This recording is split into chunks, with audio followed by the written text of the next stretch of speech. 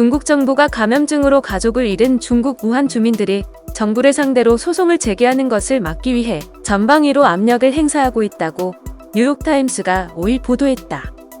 유족을 도와 소송 진행을 돕던 한 운동가는 유족들의 연락이 갑작스럽게 끊겼다면서 이들 중 일부는 경찰로부터 협박을 받았다고 주장했다. 또 일부 변호사들은 법무부 등으로부터 소송을 맡지 말라는 경고를 받았다고 밝혔다. 중국 정부를 상대로 소송을 제기하겠다는 우한 거주 유족 7명의 소송 절차를 돕던 운동가 양잔칭은 NYT에 몇 주간에 걸쳐 소송을 준비하던 중 이들이 갑자기 마음을 바꾸거나 연락을 끊었다며 이같이 주장했다. 이들 중 최소 2명은 경찰의 위협을 받았다는 것이 양 씨의 주장이다. 이들을 돕다가 일시 구금되기도 한 양 씨는 현재 뉴욕으로 도피해 있다. 그는 중국 정부가 유족을 압박했다고 주장하며 사람들이 자신의 권리를 변호할 경우 국제사회가 우한의 진짜 상황과 가족들이 겪은 실제 경험을 알까봐 두려워한다고 말했다. 소송을 주도한 일부 변호사는 법무당국 관계자로부터 일종의 경고를 받기도 했다. 지난 3월 양 씨와 다른 인권 변호사들이 정부를 상대로 소송을 제기하길 희망하는 유족을 공개 모집한 적이 있는데 당시 참여한 여러 변호사가 법무당국 관계자로부터 공개 서한을 쓰거나 소란을 일으키지 말라는 구두 경고를 받았다는 것이 당시 모집 활동에 참여한 한 인사의 이야기다. 이 인사는 이제 유족들이 소송을 결심한다고 해도 변호사를 구하기도 쉽지 않은 실정이라면서 누구든 요구를 하고 정부가 이를 수용할 수 없을 경우 곧장 이를 국가안보상 위협으로 간주하고 변호사든 희생자든 상관없이 구속한다고 말했다. 정부의 재갈 물리기 대상은 유족만이 아니다.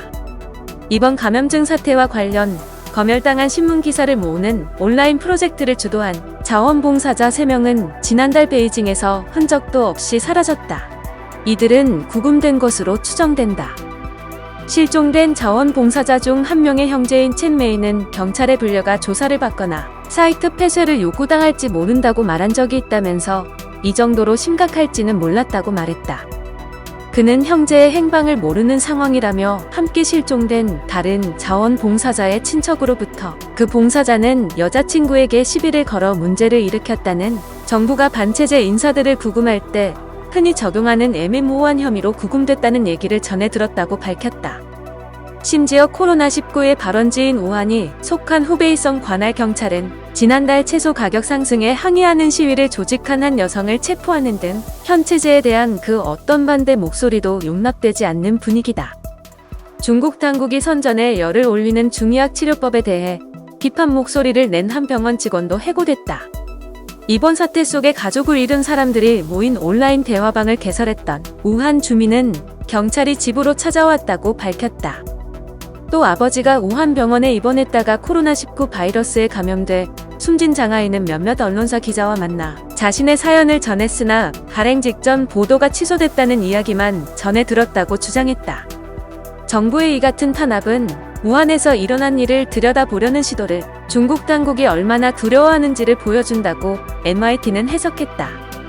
중국의 권위주의 체제만이 이 끔찍한 보건 위기에서 국가를 구할 수 있었다는 당국의 논리가 훼손될지 모른다는 우려에서다. 당국은 애국주의를 고취하고자 사망자를 희생자가 아닌 순교자로 선전하고 있으며 사태 초기 심각성을 은폐하려 한 당국자들에 대한 보도는 삭제 조치했다. 중국 공산당은 이 같은 행보는 처음이 아니다. 대중의 애도가 체제의 위험을 가져다 줄 수 있다는 것을 인식하는 중국 공산당은 2008년 중국 쓰촨성 대지진으로 최소 6만 9천 명이 숨지자 자녀를 잃은 부모에게 돈을 주고 입막음을 했으며 2011년 저장성 원저우에서 고속열차 사고가 났을 때는 유족들의 현장 방문을 통제했다. 또 1989년天安문 광장에서 민주화를 요구하는 학생과 노동자, 시민을 무력 진압한天安문 사태 이후 매년 추모 행사 시기가 돌아오면 유족들이 침묵하도록 손쓰고 있다고 NYT는 지적했다.